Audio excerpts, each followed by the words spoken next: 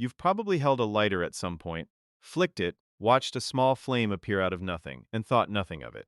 It's boring. Completely unremarkable technology. Now imagine handing that same lighter to someone 1,000 years ago in a culture obsessed with something they called the elixir of immortality. Because that's not a metaphor, that's actually how this story starts. The device that would eventually reshape warfare, toppled empires, and redrew the map of the entire planet began as a failed attempt to make people live forever.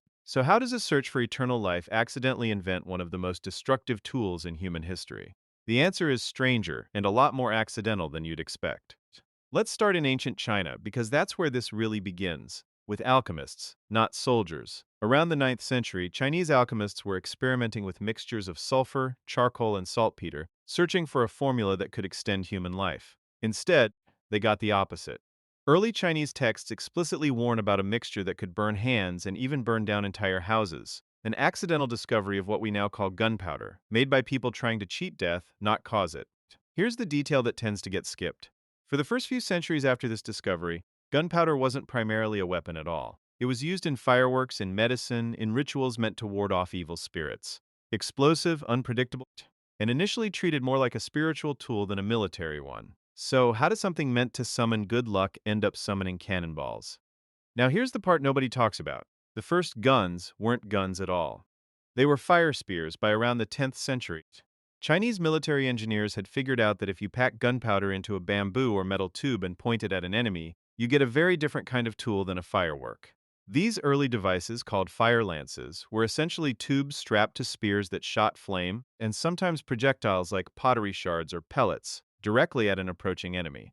Historical Chinese military records from the Song dynasty describe their use in battles as early as 1132 CE.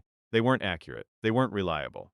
A soldier using one was arguably in almost as much danger as the person on the receiving end. But the core idea, controlled explosion, directed force, a projectile launched at an enemy, that idea had officially been born. That idea didn't stay in China for long, and once it started traveling, everything changed. But wait, how does a Chinese battlefield invention end up reshaping castles and armies across an entire continent?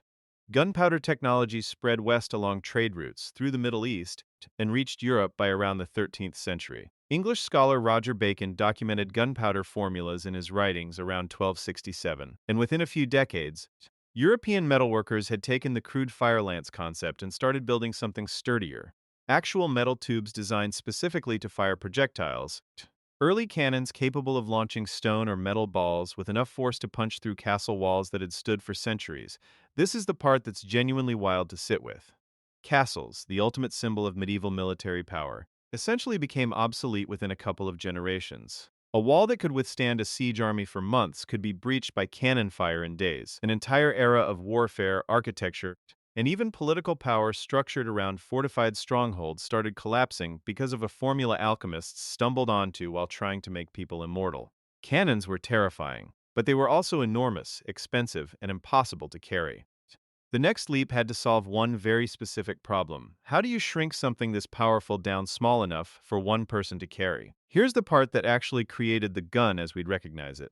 By the 15th century, European gunsmiths had developed the matchlock mechanism, a simple but clever system using a slow-burning cord to ignite gunpowder in a handheld weapon, freeing the shooter from having to manually apply an open flame to the barrel every single time.